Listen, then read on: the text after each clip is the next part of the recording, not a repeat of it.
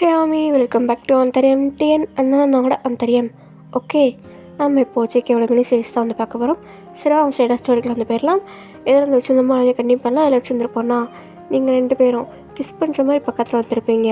அதோட விட்டமா சினெக்ஸ்லாம் பார்க்கலாம் வாங்க. நீங்கள் ஒரு மாதிரி தயக்கத்தோடு தான் வந்துருக்கீங்க. நம்ம ஜேகே வந்து உங்களை கிஸ் பண்ணுற மாதிரி வரானா, அப்போது யாரோ வேகமாக கதை வந்து தட்டாங்க. நீங்கள் நம்ம ஜேகே வந்து அப்படியே தள்ளி விட்றீங்க. நம்ம ஜேகே கீழே உட்காந்துட்டு உங்களை ஒரு மாதிரி பார்த்துட்டு உள்ளே வாங்க அப்படின்னு சும்மா வந்து சொல்கிறான். அந்த பர்சனும் பதட்டமாக உள்ளே வராங்க. அது வேறு யாரும் இல்லை, நம்ம வீதான். என்னாச்சு அப்படின்னு சும்மா வந்து கேட்குறீங்க. பெரிய ஆபத்து, ராணியை யாரோ கடத்திட்டாங்க. ஆமாம், ராணியை யாரோ கடத்திட்டாங்க கோயிலில் வச்சு அப்படின்னு சும்மா வந்து சொல்கிறாரு.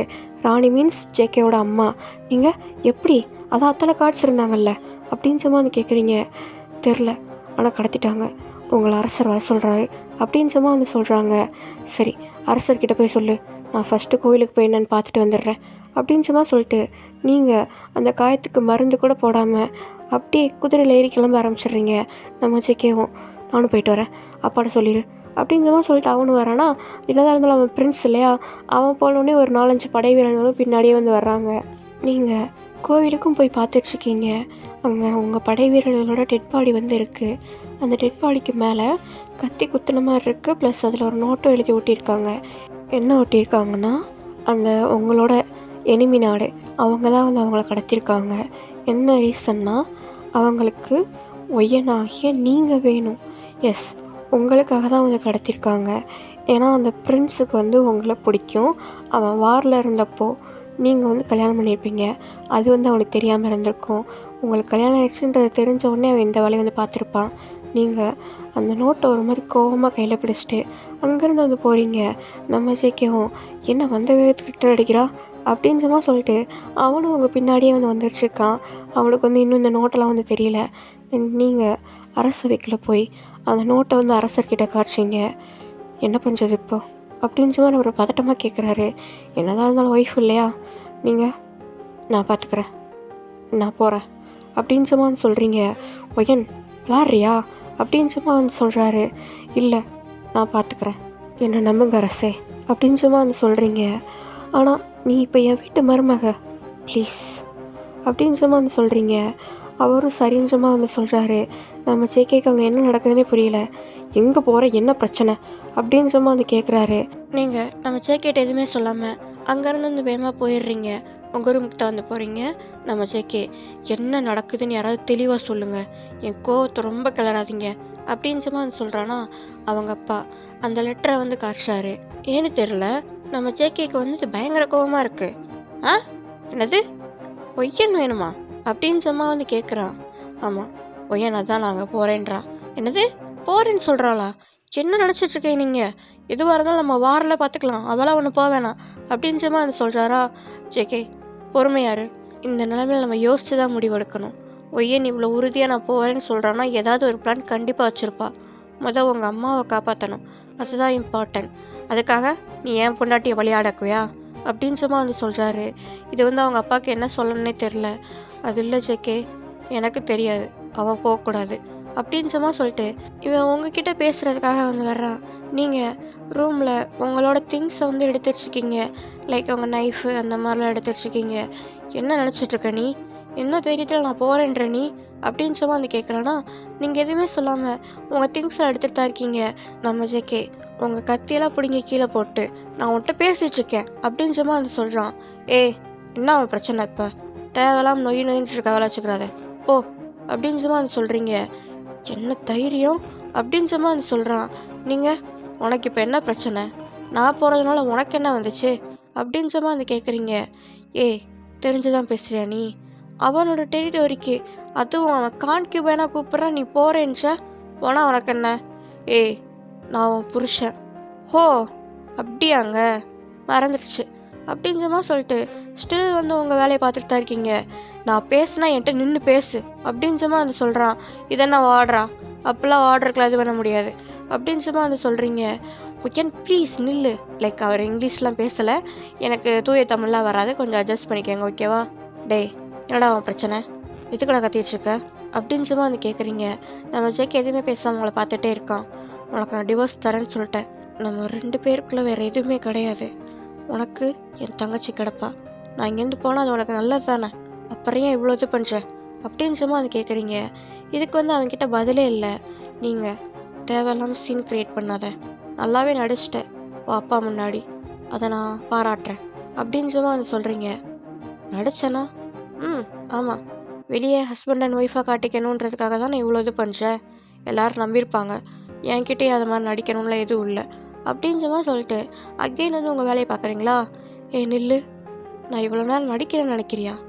அப்புறம் அப்படின்னு சும்மா கேட்குறீங்க. நம்ம ஜேகே, நான் இவ்வளோ சீரியஸாக பேசிகிட்ருக்கேன். நீ எங்கே போக வேணாம். எதுவாக இருந்தாலும் நம்ம வாரில் பார்த்துக்கலாம்.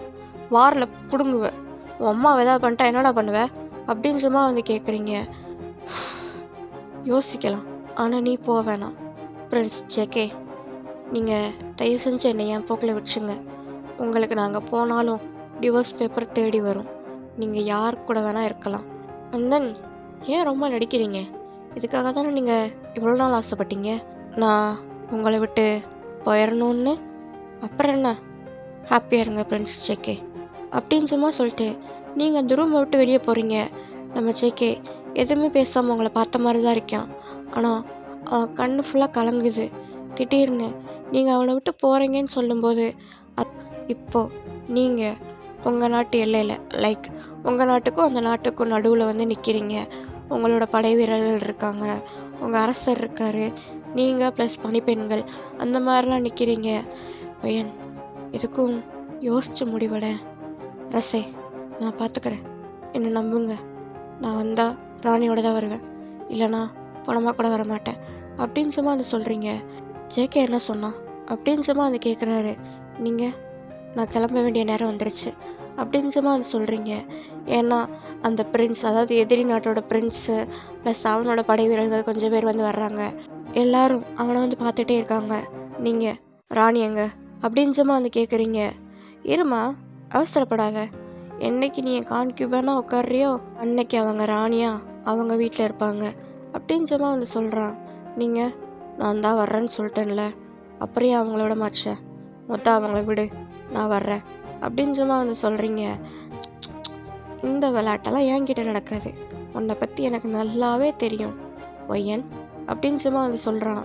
நீங்கள் அவனை முறைச்சி பார்த்துட்டே இருக்கீங்க. நீ எவ்வளோ வீரமான பொண்ணுன்னு தெரியும், உன்னை எப்படி லாக் பண்ணணும்னு தெரியும். ஆமாம், எங்கே உன் புருஷன்? அல்லையா? என்ன பயந்து வீட்டிலே இருக்கானா அப்படின்னு சும்மா கேட்குறான்.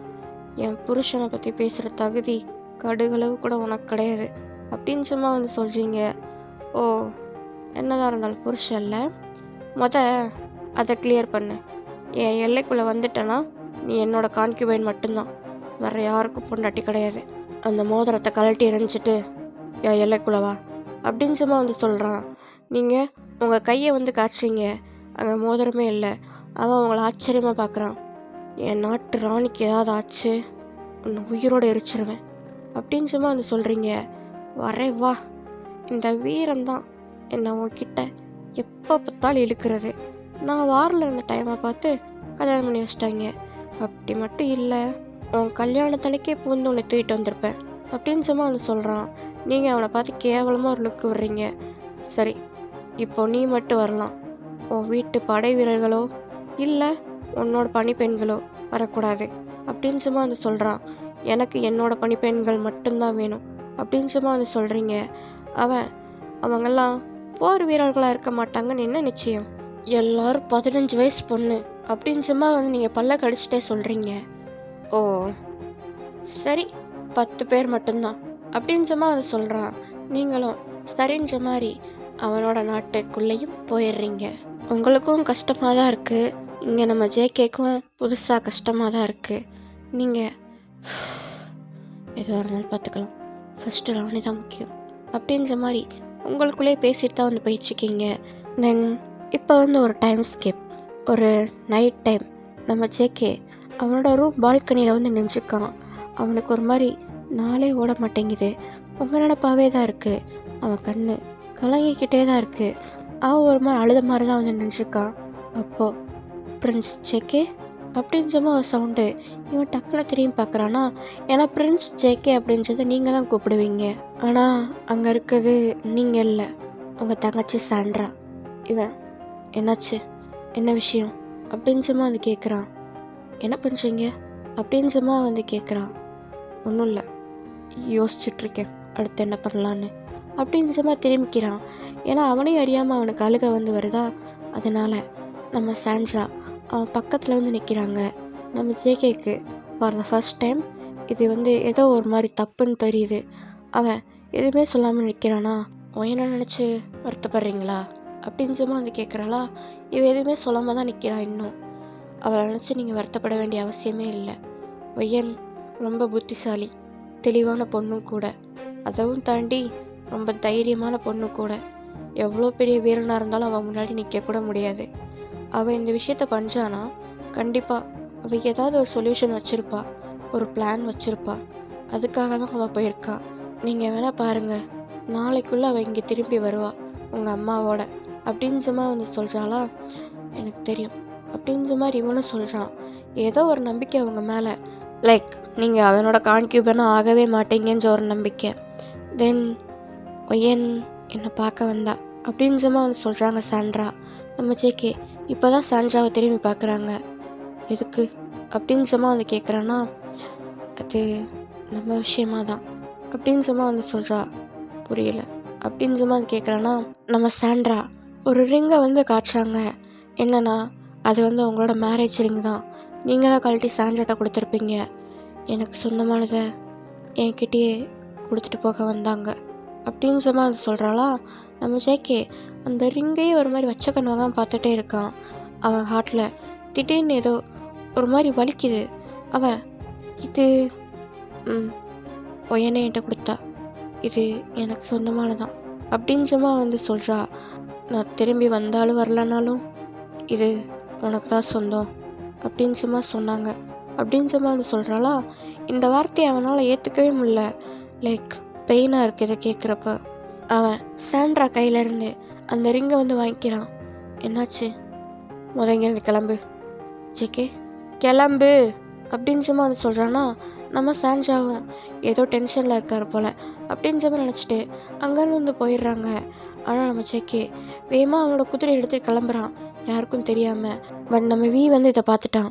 அவன் வேகமாக வந்து ஜேகே லாக் பண்ணி, எங்கே போகிறீங்க ஃப்ரெண்ட்ஸ், அதுவும் இந்த நேரத்தில் அப்படின்னு சும்மா வந்து கேட்குறான். நீ என் பாடி கார்டு மட்டும்தான், நான் எங்கே போகணும் போகக்கூடாதுன்றதை சொல்லக்கூடாது. நீங்கள் எங்கே போனாலும் கூட வர வேண்டியது என் கடமை, அதனால தான் கேட்குறேன் அப்படின்னு சும்மா வந்து சொல்கிறானா. நான் காற்று வாங்க போகிறேன், பொய் சொல்லாதீங்க ஃப்ரெண்ட்ஸ், உண்மையை சொல்லுங்கள், நானும் கூட வரேன், எங்கே போகிறீங்க அப்படின்னு சும்மா வந்து கேட்குறான். என் பொண்டாட்டியை கூப்பிட அப்படின்னு சும்மா வந்து சொல்கிறானா. வியோ அதுக்கடுத்து எதுவும் பேசலை. அவள் ஒரு மாதிரி வியர்ட் ஐஸில் வந்து பார்க்குறான். நீ வரணும்னு அவசியம் இல்லை, ஏன்னா அங்கே இருக்கிறது என்னோட பொண்டாட்டி அப்படின்னு சும்மா சொல்லிட்டு இவன் அப்படியே குதிரை எடுத்துகிட்டு கிளம்பிடுறான். நம்ம வியும் பின்னாடியே வந்து போகிறாரு. ஓகே, இதை எங்கேயே ஸ்டாப் பண்ணலாம். நெக்ஸ்ட் எபிசோடில் பார்க்கலாம். பாய்.